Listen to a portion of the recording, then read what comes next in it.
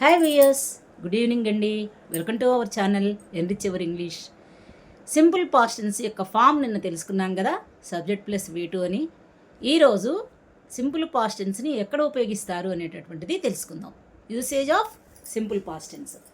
Simple past టెన్స్ని ఎక్కడ వాడతారు అని చెప్పనంటే, జనరల్గా past tense is used to indicate a past event or incident. అంటే గతంలో జరిగిపోయినటువంటి ఒక విషయాన్ని గురించి మనం చెప్పాలనుకుంటే సింపుల్ పాస్ట్ టెన్స్ని ఉపయోగిస్తామండి. For example, I saw a movie last night.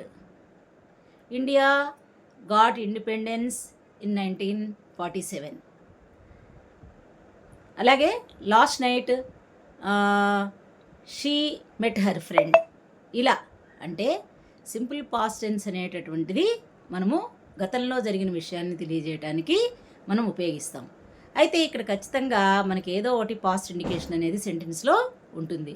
Previous years కానీ, లేకపోతే లాస్ట్ అని కానీ, లేకపోతే ఎగో అని కానీ, లేకపోతే ఎస్టర్డే అని కానీ, లేకపోతే ఒక ఇయర్ కానీ, ఇలా ఏవో ఒకటి ఇండికేషన్ ఖచ్చితంగా ఉంటుందండి. దాన్ని బట్టే అది పాస్ట్ ఇండికేషన్ అని మనం తెలుసుకొని అక్కడ మనం సింపుల్ పాస్ట్ టెన్స్ని ఉపయోగించాలండి.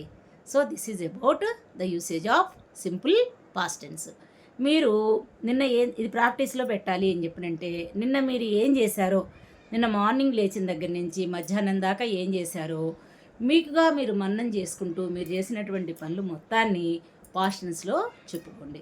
అప్పుడు ఏంటంటే యూసేజ్ ఆఫ్ పాస్ట్ టెన్స్ అనేటటువంటిది మీకు ప్రాక్టీస్ అవుతుంది. We shall continue our next tense in our next class. Bye by.